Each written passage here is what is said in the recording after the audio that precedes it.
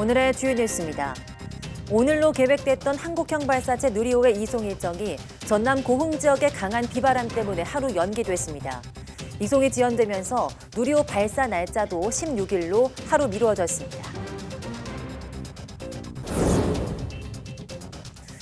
휴일 영향이 사라지면서 코로나19 신규 환자가 10,000명 가까이로 늘었지만 전반적인 감소 추이는 이어졌습니다. 위중증 환자는 98명으로 사흘째 두 자릿수로 유지되고 있고 추가 사망자는 2명으로 지난해 9월 13일 이후 가장 적었습니다. 코로나19 확진자의 7일 격리 의무 해제를 두고 유행이 증폭할 수 있다는 우려와 사회 경제적 비용을 덜기 위해서 의무를 없애야 한다는 의견이 엇갈리고 있습니다. 정부는 전문가들과 관계부처 입장을 종합해서 오는 금요일 최종 결정을 내릴 예정입니다. 지난해 등교 수업이 많이 늘었지만 코로나19로 나타난 학력 저하는 회복되지 않은 것으로 보입니다. 정부는 한 교실에 교사 2명을 배치하는 협력 수업을 확대하는 등 교육 결손 해소를 위한 지원을 강화하기로 했습니다. 면역 저하자에게 항체를 직접 투여하는 방식의 코로나19 예방용 항체 치료제 이부실드에 대해서 식약처가 긴급 사용 승인을 검토하기로 했습니다. 제출된 임상 품질 자료를 검토하고 전문가 자문회의, 안전관리, 공급위원회 심의를 거쳐서 긴급 사용 승인 여부를 결정할 예정입니다.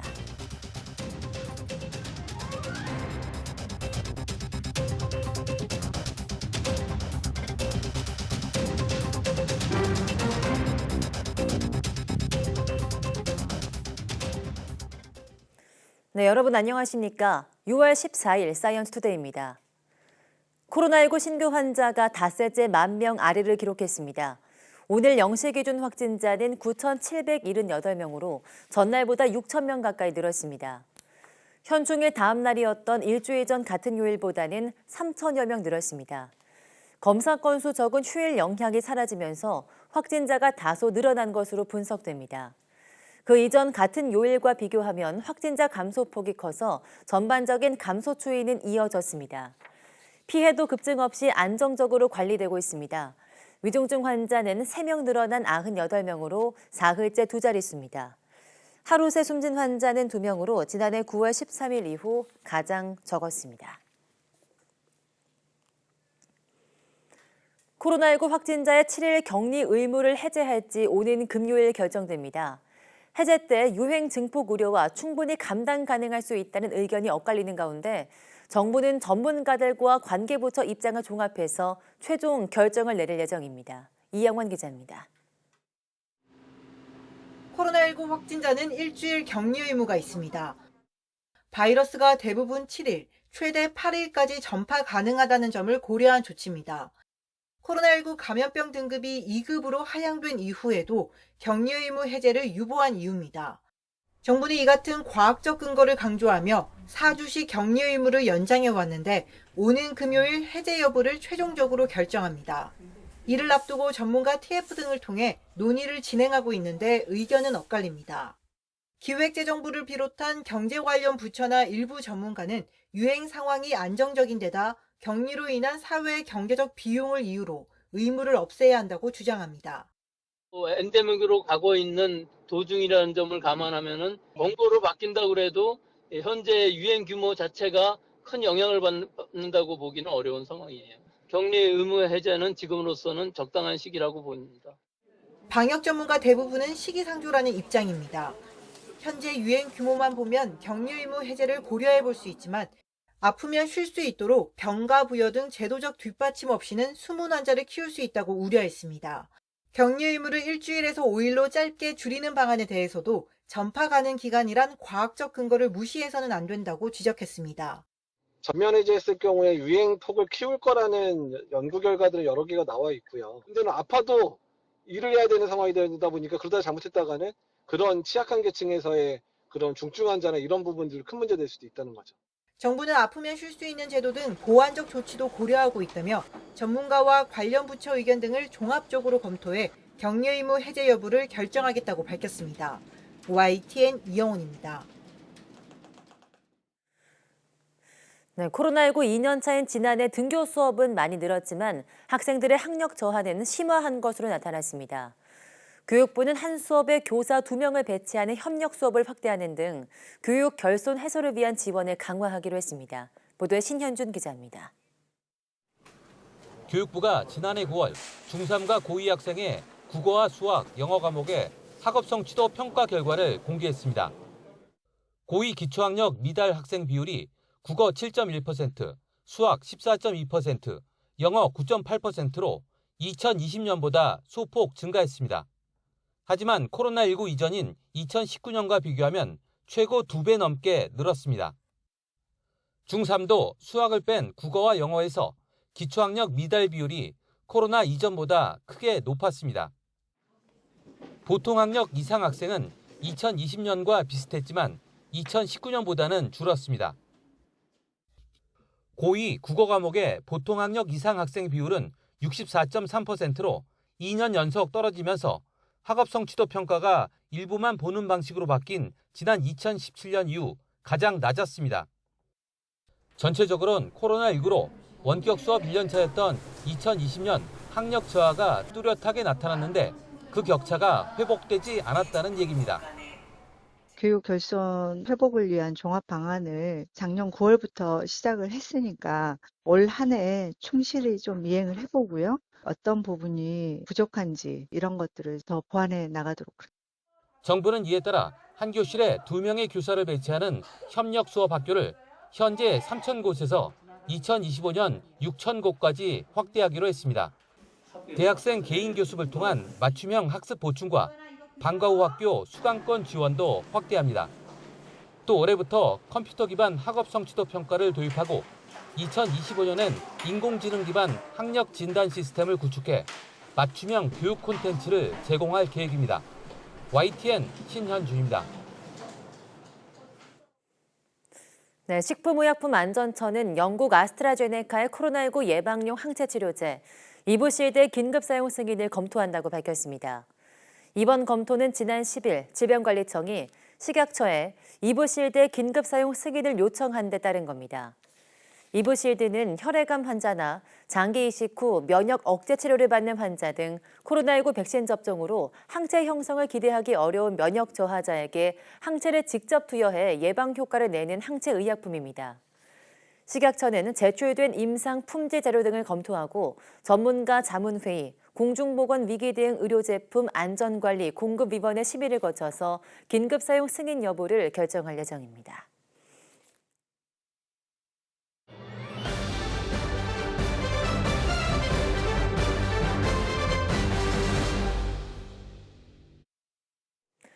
네, 한국형 발사체 누리호의 발사대 이송과 발사가 현재 기상 악화로 하루씩 연기됐습니다.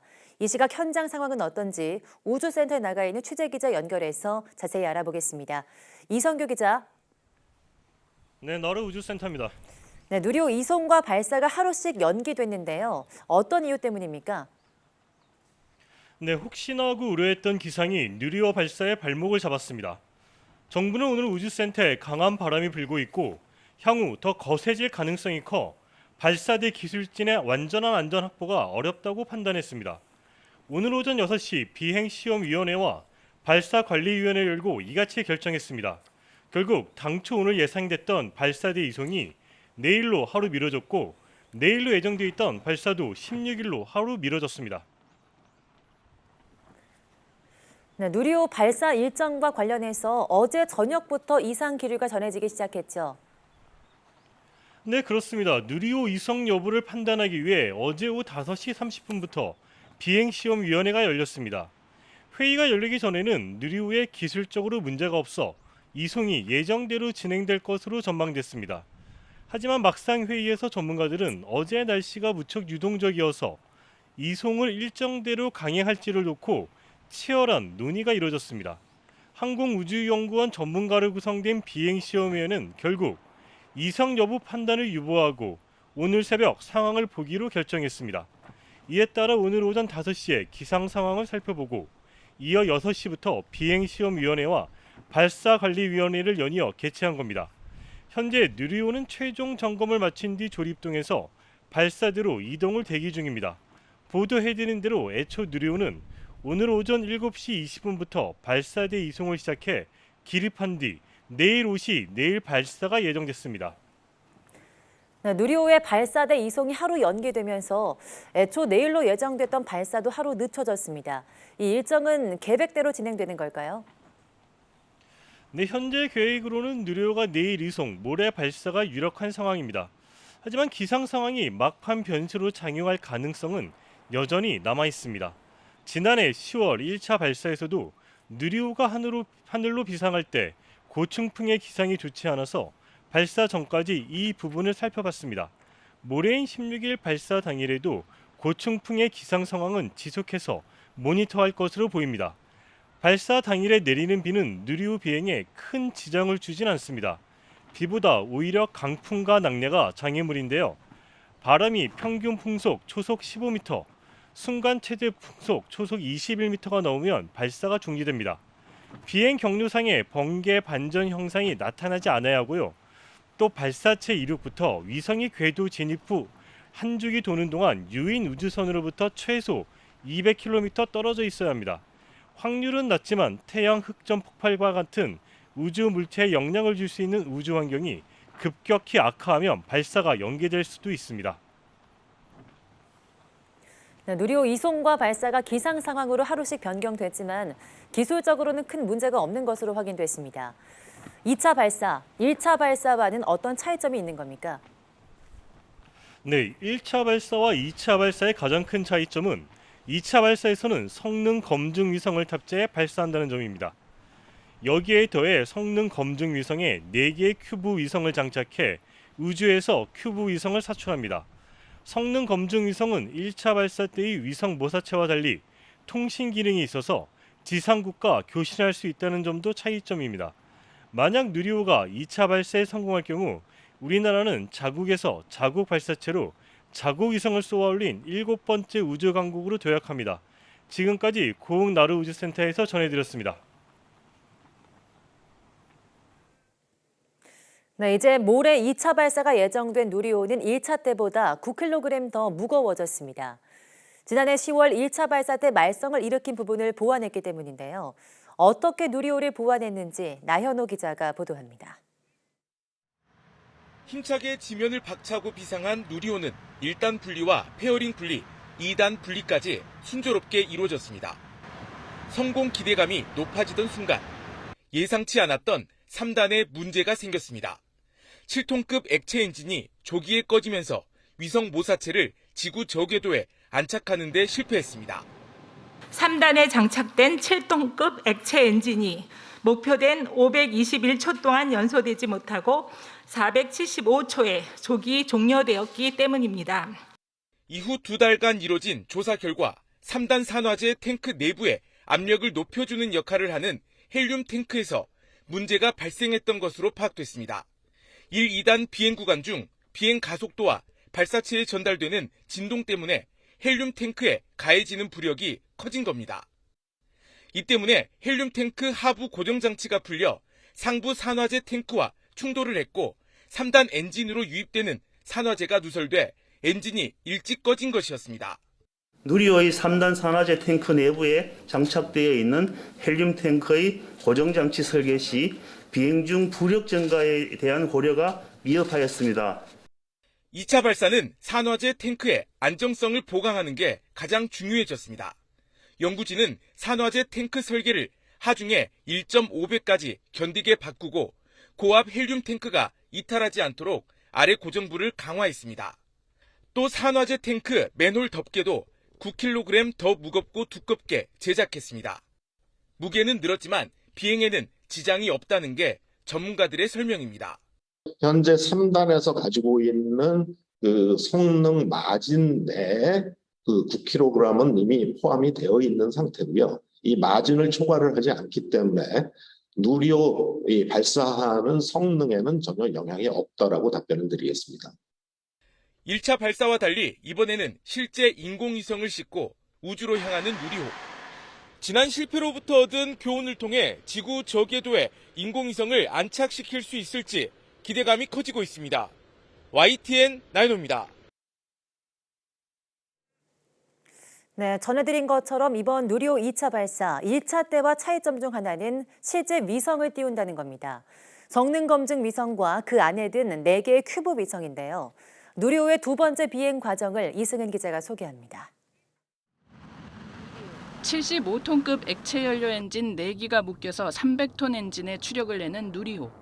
발사 2분여 만에 고도 59km에 이르러 맨 밑 1단이 분리됩니다. 발사 3분 53초 뒤에는 고도 191km에서 위성 보호 덮개인 페어링이 분리됩니다. 발사 4분 34초 뒤에는 고도 258km에서 2단 로켓이 분리되고 3단이 점화됩니다. 발사 14분 57초 만에 목표 고도인 700km에 이른 누리호. 무게 180kg의 소형 위성인 성능 검증 위성이 먼저 분리됩니다. 이어 1.3톤의 위성 모사체가 발사 16분 7초 뒤 같은 고도에서 분리됩니다. 성능 검증 위성에는 발열 전지, 자세를 제어하기 위한 제어 모멘트 자이로, 통신을 위한 S밴드 안테나 등 우리 우주 기술을 검증할 부품들이 실려 있습니다. 성능 검증 위성은 또 우리 대학에서 만든 작은 큐브 위성 4기를 품고 있습니다. 큐브 위성들은 발사 8일 뒤부터 궤도에 사출됩니다. 성능 검증 위성의 자세 안정화를 위해 이틀 간격으로 차례로 튀어나옵니다. 이렇게 위성에서 위성을 사출하는 건 세계 최초로 시도되는 일입니다. 한국형 발사체의 성능을 국내 업체에서 제작한 위성으로 검증하는 것에 큰 의미가 있습니다. 전 세계적으로 소형 위성의 수요가 증가하고 있는 시점에 국내 기업이 관련 기술을 확보하여 세계 시장에 진출할 수 있는 기반을 다질 수 있을 거라고 생각을 합니다. 성능 검증 위성은 누리호 발사 42분 23초 뒤부터 남극 세종기지와 대전 지상국을 통해 교신을 시도하게 됩니다. YTN 이승은입니다.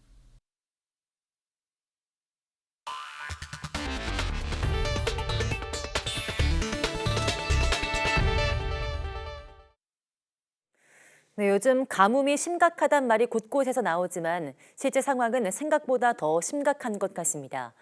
완전히 바닥을 드러낸 강과 또 거북 등처럼 갈라진 땅을 보면서 농민들은 한숨을 내쉴 수밖에 없습니다.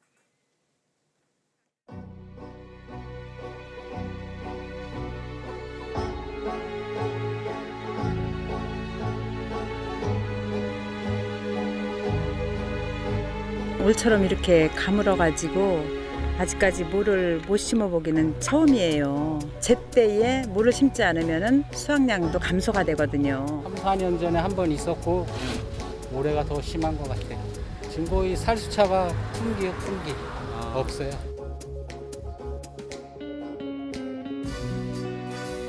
제가 지금 서 있는 이곳, 원래는 제 머리 위 높이까지 강물이 가득 차 있던 곳입니다. 하지만 가뭄이 계속되면서 바닥이 환하게 드러났고 얼마나 메말랐는지 거북이 등껍질처럼 이렇게 쩍쩍 갈라져 있습니다.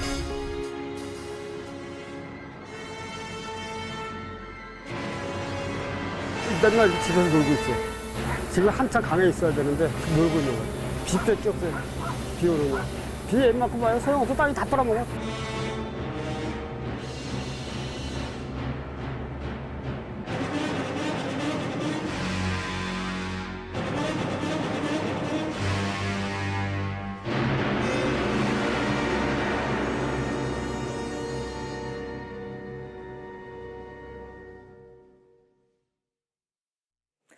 전남 해남군이 친환경 에너지를 기반으로 한 스마트시티를 조성해서 탄소 중립 1번지로 도약할 준비를 하고 있는데요. 이와 함께 해남 읍성의 성곽을 복원한 신청사를 개청하고 새로운 시작을 알렸습니다. 오선열 기자입니다. 관광과 레저 개발 지구로 지정된 축구장 2,800개 면적 해남 솔라시도 정원도시. 풍부한 일사량을 자랑해 국내 최대 규모의 태양광 시설이 자리 잡았습니다. 이곳에 탄소 중립 교육시설과 농식품 기후변화 대응센터가 들어섭니다.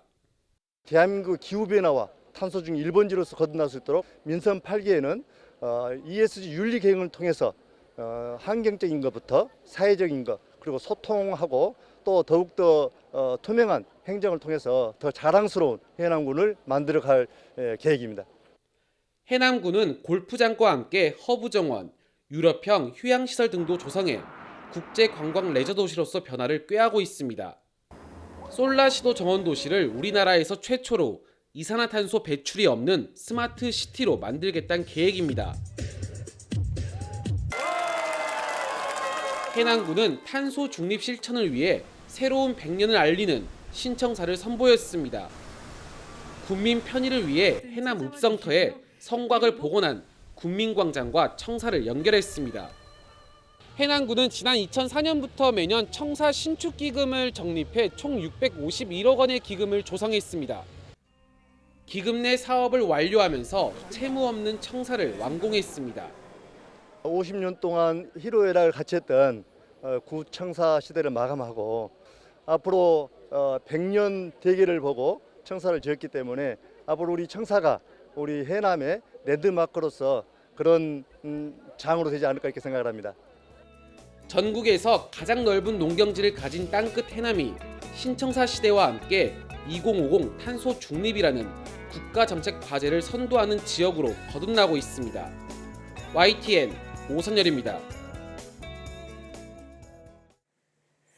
네, 기름값이 사상 최고가 행진을 이어가는 가운데 가스와 전기료까지 다음 달 동시 인상될 가능성이 커지고 있습니다. 선거를 앞두고 억눌렸던 공공요금마저 오르면 IMF 사태 이후 처음으로 6%대 소비자 물가 시대가 올 수 있다는 우려가 나오고 있습니다. 보도에 김상호 기자입니다. 식당을 운영 중인 정춘근 씨는 코로나 장기화의 직격탄을 맞으면서도 전혀 올리지 않았던 음식값을 최근 1,000원씩 올렸습니다.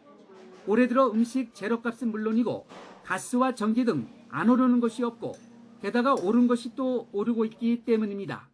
하루가 멀다고 오르는데 저희들이 인내도 하는 게 한계가 있어서 고객들한테 좀 안내 말씀 붙이고 1,000원 정도 올리는 걸로. 다음 달부터 영업 일반용과 가정에서 쓰는 민수용 가스요금의 원료비 정산 단가가 메가줄당 0.67원 인상됩니다.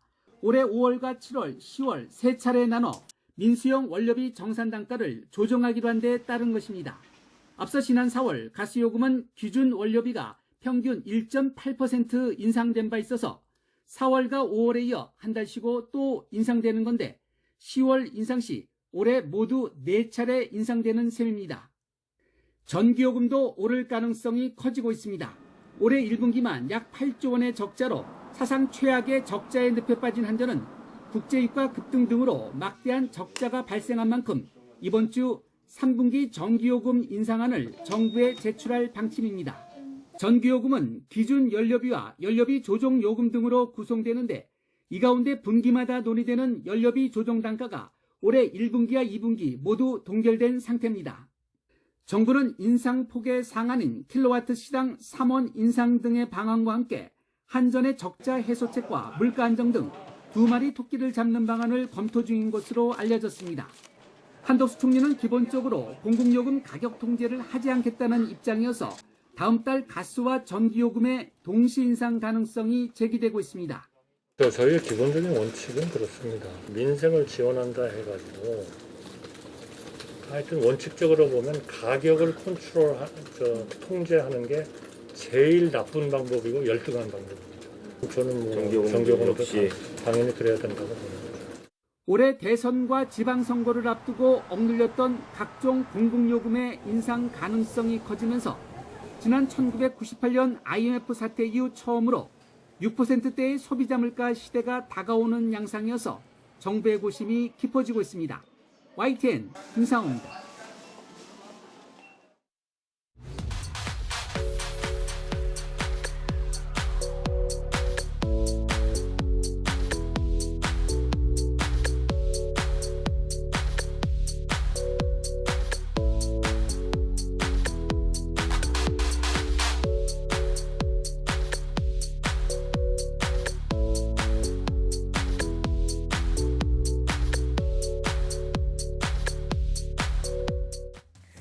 네, 앞서 보신 것처럼 가뭄이 심각해지면서 농산일에 한창이어야 할 농민들의 시름이 깊어지고 있는 요즘입니다.